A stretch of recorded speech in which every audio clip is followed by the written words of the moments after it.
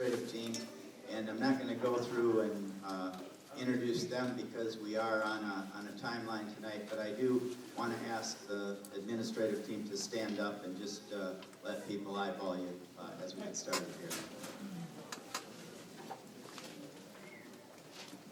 Okay, thanks. And secondly, one of the things that I did was to create some advisory committees that actually worked on the 45-day plan that we submitted to the state. There's a 5-member advisory committee that includes the mayor and Councilman Lloyd. And then I'd just like to ask all the advisory folks that are here tonight to just stand up too, just to be recognized.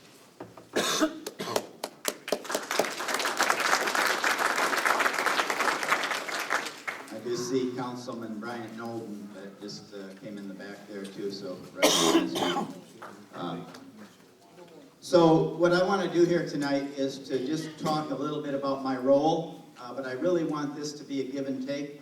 This is your opportunity to ask me direct questions, and I think that's really the sum and substance of this meeting. But to start with, why am I here? And obviously the city is in receivership. That action was taken by the state of Michigan. So the state treasurer's office is overseeing the city of Flint at this point. And there were really 11 criteria that are set up that the state uses to monitor cities and units of government. And we were in violation of about 9 of the 11 criteria. But there were 3 primary criteria that the review committee made the decision, that they based their decision to take us into receivership. And I want to just highlight those. One is that we had, for 2 years running, a deficit, and you're supposed to balance your budget annually. Second, we were in non-compliance with a deficit elimination plan that we had submitted to the state. And third, we have a structural deficit. Now, what's a structural deficit? What that really is that we've had costs in government that have continued to rise, like healthcare costs, retirement costs, things that we couldn't control. And on the other side, we had a declining tax base. So our property tax values have headed down. Things that are not a surprise to you, but I think it's worth just pointing out, that structural deficit. So those were the 3 primary reasons. As Scott said, what I was charged with initially was to put together a plan in 45 days that we would submit to the state treasurer as to how we were going to address those criteria that we were in violation of. And we really focused this on 3 main things. 1, obviously the finances. 2, public safety. And 3, infrastructure. And when you think about the operation of the city, those are the things that impact our citizens the most. If we can't pay our bills, we can't balance our budget, that affects you and your home. And if we can't take care of our infrastructure, some of which is 100 years old, whether it's sewer, water, parks, all those types of things that impact the quality of life in our community. And then certainly public safety, because of the rising crime rate in our community. And we're down to about 125 officers for 100,000 people. Any thing I've read about communities and the number of police officers you're supposed to have, should be higher than that to maintain general safety of a community. So those are the things that we're going to focus on as we move forward. And I want to talk a little bit about next steps.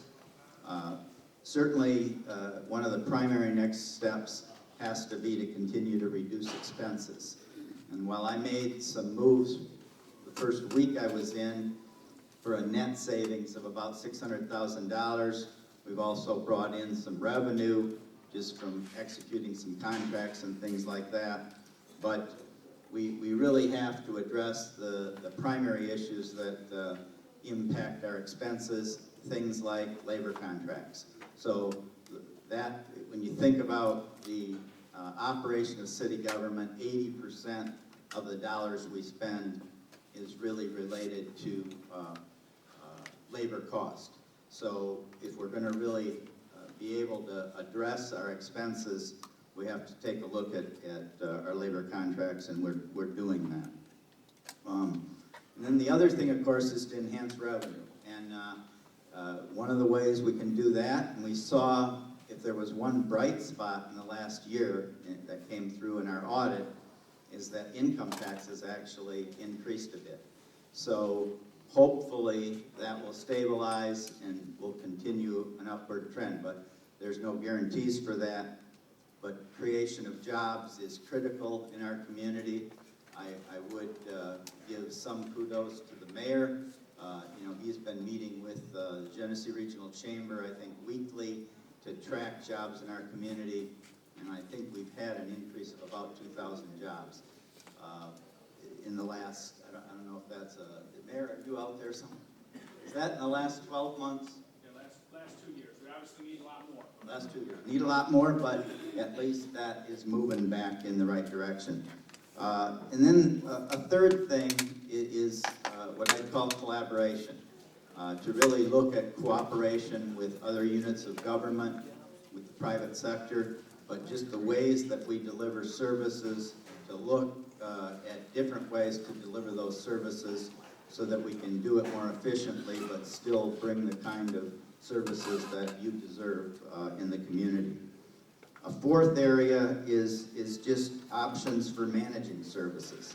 And again, if we can do business differently, bring down the cost, but still deliver the service, those are the types of things we want to look at there.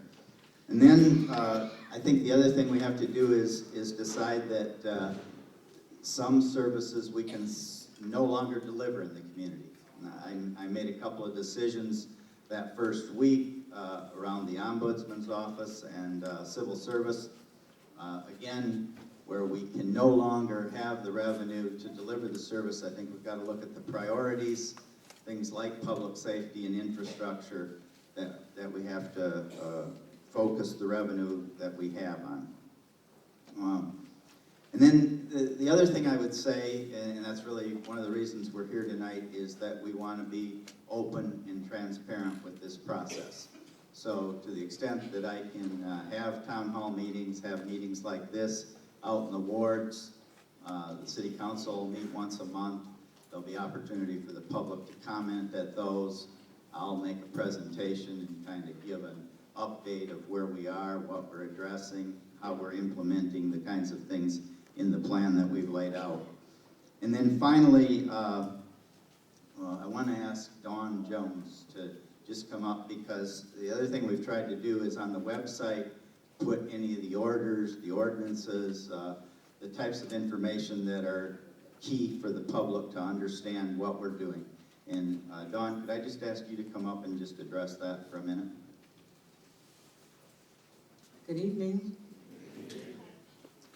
And I would like to say thank all of you for coming out to our meeting. It's a packed house, and we appreciate your participation. As Mike was mentioning, on our website, if you go to www.cityofflint.com and click on the emergency manager page, on that page you will find the operation and financial plan that the emergency manager submitted to the state of Michigan. You'll also find all of the resolutions and orders that the emergency manager has signed since he has been in this position. There is a button on there if you would like to contact the emergency manager via email. You can push that button and leave an email message. Also, I can give you that email address. It is em@